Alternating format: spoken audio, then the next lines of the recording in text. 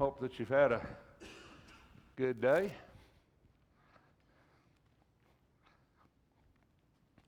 Been talking a little bit about Genesis here, kind of getting caught up in that a little, kind of going to working up to where I want to get to, and I won't get to where I want to get to tonight, but we'll work a little bit on it. You know, Genesis is one of those books, and oftentimes we read the Bible and we like to pick it apart word by word, line by line, verse by verse, and we like to just dissect it, you know, and I think that that's okay. I mean, I'm a guy that does that oftentimes.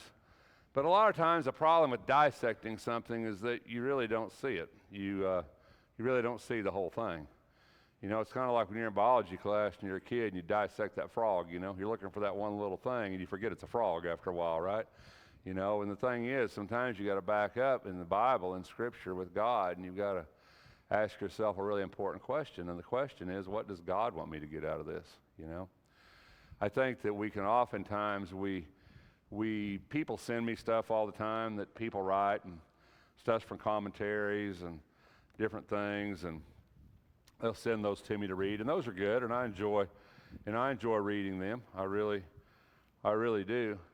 But sometimes those things are very apologetic. What I mean by that is they're very much people trying to defend a point or defend something that they believe. And you know, sometimes we do that in the Bible, don't we? We want to believe something. We want to find an argument for it. We go in the Bible and we look for a defense for our belief, a defense for what we think's right, and we put that out there and we say, well, this is what I believe. This is why I believe it. This scripture, this verse is what I hang my hat on, and that's dangerous. You know, it's a dangerous way to look at God's Word. I think when you look at the Bible in that respect, you lose a lot of what God intends for us to see in the overall picture of His plan for us. And Genesis is one of those things that I think happens a lot there. You know, I'm presenting Genesis in a little different context than what the world looks at Genesis. You know, so much of our life, as a child especially, Genesis and science were something we had to force together. You know, we had to make it work. And scientists said this earth was 100 billion years old, and somehow we had to make that work in the book of Genesis. And, you know, we were going to make it work. One way or another, you know, we're going to force it together, right? So we had all these things, gap theories and day and age theories and all these different things. And at some point, we forgot that, you know, God isn't a science teacher. And, you know, He didn't write Genesis so I could explain creation, because I can't. And I don't think anybody can. I don't think there's a person in the world that was, or will be that's ever going to be able to explain creation. I just don't believe it's ever going to happen. I don't think don't think we can do it. And that's okay. Don't need to, you know. The very fact that we exist and we breathe and we live on this planet that spins around in the middle of whatever we spin around in the middle of is, sometimes it is what it is, as my kids will say, right? Sometimes it is what it is, you know. And we need to be all right with that. But we talked about a lot of things in Genesis. We've talked about the idea, you know, that our world isn't their world, that they lived in a different science. They perceive the world a lot differently than you and I perceive it. We also talked about the idea that we're not very high context when it comes to Genesis. We're a low context audience when it comes to the book of Genesis. We really don't have it. You know, Moses didn't write this to us. You could say he wrote it for us. He definitely didn't write it to us. You know, they understood things that we just don't understand, and a lot of the Bible's that way. You know, Bill's in the middle of teaching Revelation. I've taught Revelation 2 or 3 times, and you know, one thing I always leave away with the book of Revelation is that they knew this a lot better than I did. You know, the people John wrote Revelation to, they understood that book a whole lot better than I'm ever going to understand it. I just don't have the context. You know, I didn't live in that world. I didn't live in what they lived. I don't understand a lot of that. And that's okay. I don't need to understand the gist, the thought, the process of Revelation. And, you know, I think, you know, anybody that's ever taught Revelation, because we do that with Revelation. We pick it apart, verse by verse, thing by thing, you know, word by word. But at the end of the book of Revelation, if you don't come away with the overall view of what God said, that good wins, then you've missed it, you know, because the idea of Revelation is victory. The idea of Revelation is victory in Jesus, right? It's the idea that God's going to win. Jesus is going to win. And that's, if you don't come away from Revelation with that in the end, you've missed the book. You know, you could know every verse and every passage and every line, but you've missed the book because that's what the book is. What is Genesis about? You know, we put so much history in a short span, didn't we, in the book of Genesis? We put a huge amount of history in a really short span. You know, Moses, you know, we give him writing this book. We give him, no, I'm not going. We give him doing this, and we've talked a lot about that, and we finally got into like the first part of the book of Genesis last time, and I'm going to get there in a minute. All right, thing. Come along with me. Come along with me.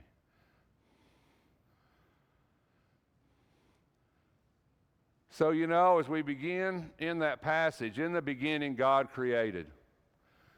You know, that's a really interesting phraseology, isn't it? In the Hebrew, that word created is the word bara, and it means to organize or to put something in order.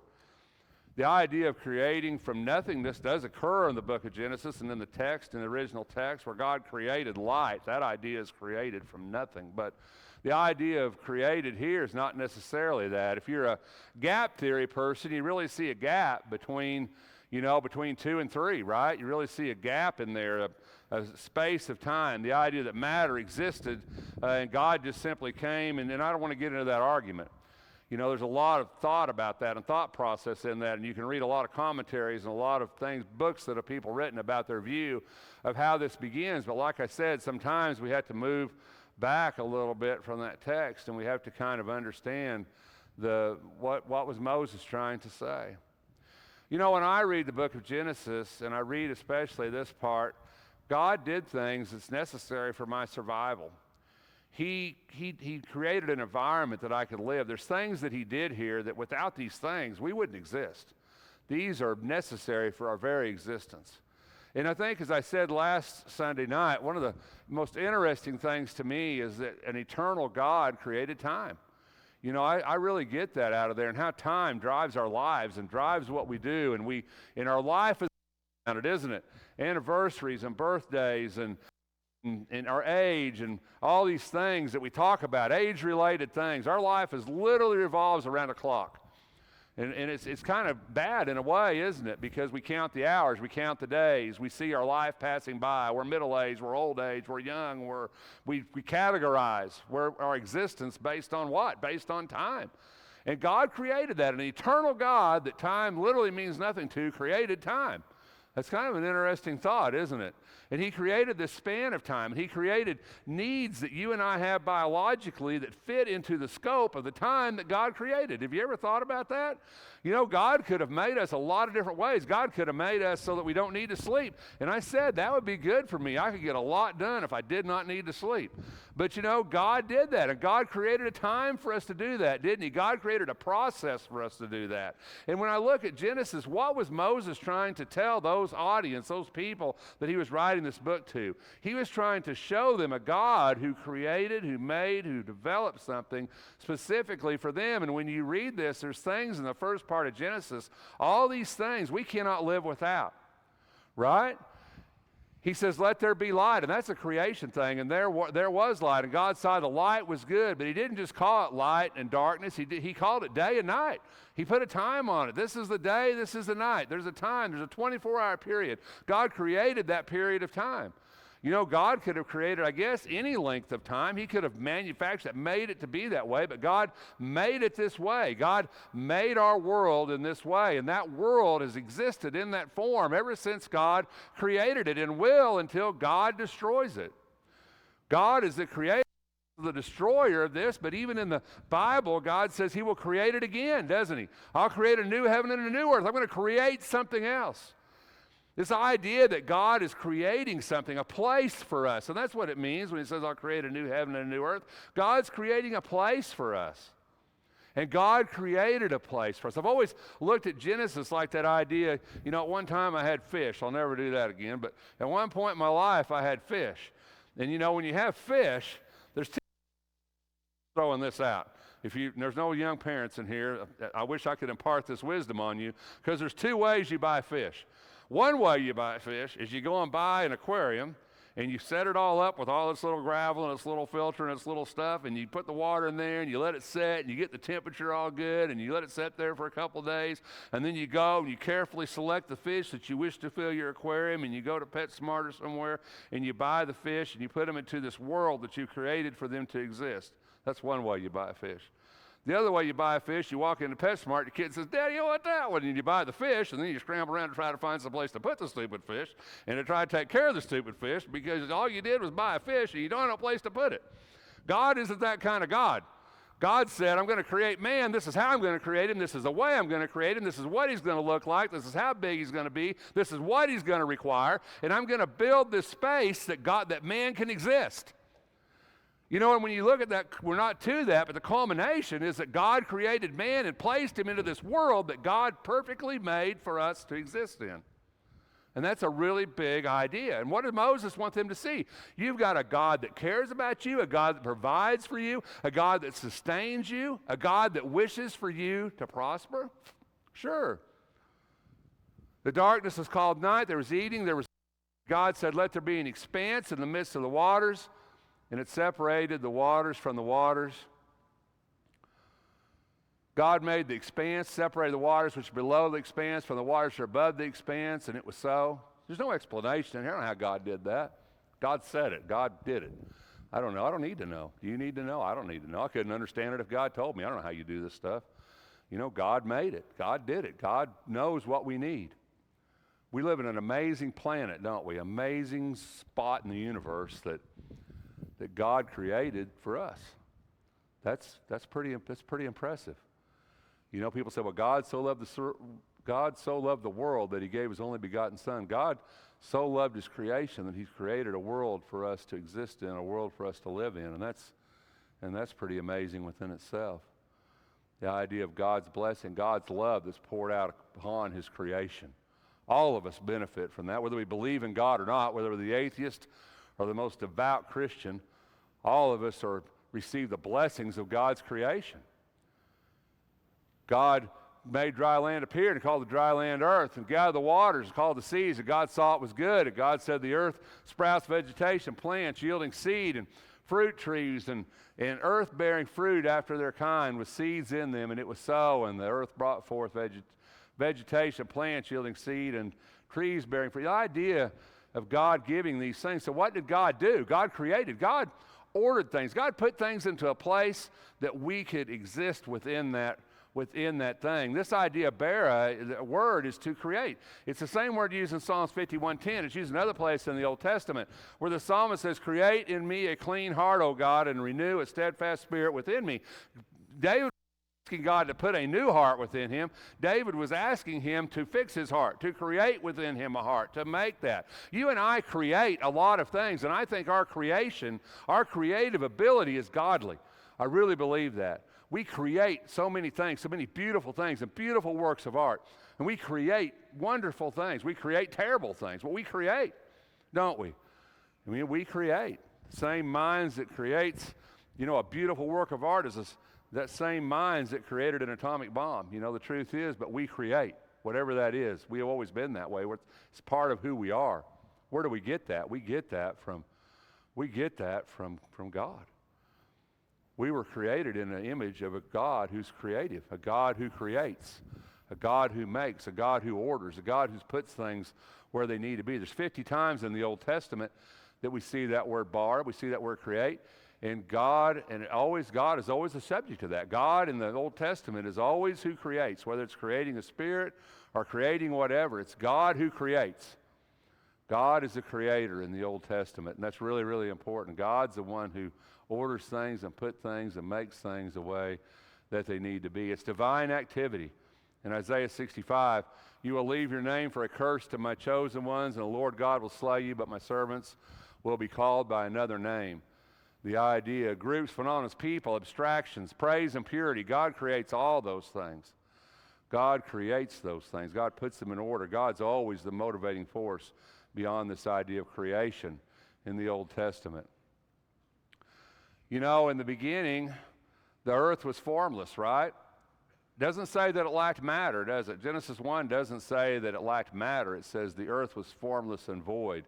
and the Spirit of God moved across the surface of the deep. A proper translation might be the wind of God moved across the surface of the deep, actually. But we like that Spirit of God, don't we? Spirit, wind, we use that. And we like that idea of seeing the Spirit in beginning, and I like that idea too. And we always like the idea of the word Elohim, that plural intensive, and the idea that we kind of see everything there, and then we tie John into that, and then he was the Word, and the Word was God. The Word became flesh and dwelt among us. And we like to kind of see all that Trinity, as we like to call it, even though that word is not found in the Bible. We like to see that in Genesis 1. Maybe we overstretch a little, overreach, I don't know. I like it. I like thinking that way. But it says darkness and sea are elements of chaos, right? In the ancient world, those things are chaotic. Darkness, sea, even if we talk about other types of ancient civilizations, the Mesopotamians, the Babylonians, almost all of those ancient religions had this water beginning, kind of interestingly. But this idea of darkness and sea or chaos, chaotic, doesn't have order. There's stuff, but it doesn't have any order, it doesn't have any function. We can't survive in it. We can't survive in that darkness, void, formless water world. We can't do that. We can't survive in that. Somebody has to fix it. Somebody has to make it where you and I can live in it. You and I can survive in it. You know, that word is toho, right? Lacking worth or purpose, a place where nothing is done. That's what the idea, the very first part of Genesis is. It's a worthless, chaotic void. It's darkness. It's water. Nothing is done. There's no order. There's no substance to it. You and I can't survive there. There's no day. There's no night. It's just this formless mass of nothing. And we can't survive on that. We can't do that.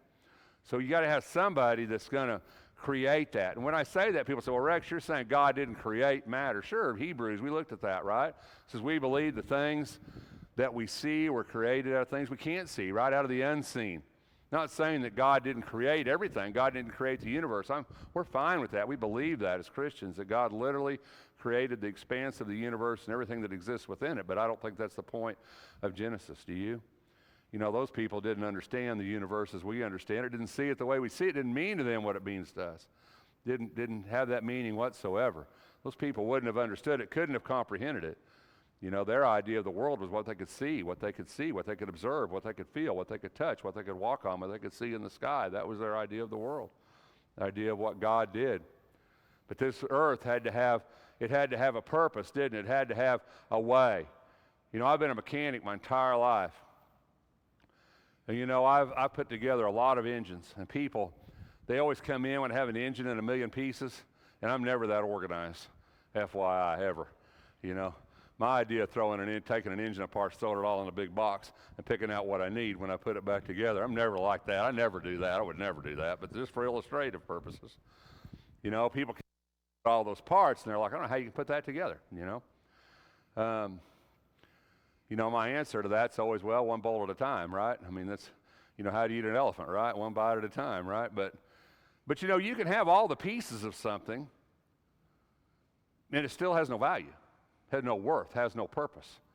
You know, you can have all those pieces of an engine laying in a box, and it's always funny sometimes when I'm building an engine, and in my mind, I'm building it, and I'm getting there, and I'm like, you know, and I'm like 80% done, and I'm thinking, you know, I'm 80% done, but this engine still won't run.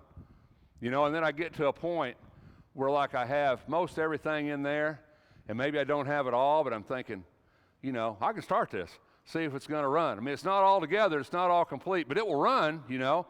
It will run, it'll start, it'll run, and so sometimes I'll be like, well, I'm just going to start it and check it out, you know. So it might not have exhaust on it or an intake manifold or whatever, and maybe no covers on top of it and stuff hanging off, and you know, maybe it's going to spew a few fluids, but hey, I'm going to start it up. So I hit a little ether, fire that dude up, and it'll run, but it ain't very good, you know, it ain't ready. But the truth is that you can have all the pieces to something, and it won't work. You know, I think Stephen Hawking, he had this theory of probability, I forget how it is now, but basically his idea was that if you did something enough times, eventually it would work. And I just don't see that, because I couldn't take those parts and shake them 1 billion times and they would still be a bag of parts. They're not going to assemble. It's impossible. It's not going to happen. Somebody has to create it. And our idea of create is that, isn't it? When you say I've created, you might say I've baked a cake, but you created a cake. You took all the pieces that didn't do anything by themselves and you made them something that you could eat. You made them something that functioned. Or when you make a dress, or you sew something, or you design something, or you do a painting, or whatever you do, you create. And we say that. That's the word we use, right? And we don't mean that I made something from nothing. We mean that I took the things that I had and I made something usable or functional or different out of the items that I possessed. And even if I get to the point of this, and I get to the point that I have something that's functional, it still won't do anything by itself. An engine's a wonderful thing. There's a lot of the things in the universe that are wonderful things. But if they were just that thing, what would they do? What would they accomplish? The sun's a wonderful object, but if the sun didn't have stuff to float around it, what good would it be? It'd just be a bright ball in the sky. I can do that engine, but that engine within itself is worthless. That's not going to get me anywhere. That's not going to get me down to eat dinner. It might sound good in my floor and run up my bedroom floor. If you're the type of person who likes to put engines in their bedroom floor, I don't know that y'all are, but if you like to do that, run in your bedroom floor, and you might say, oh, that's cool, but it's not going to get you to the restaurant, right?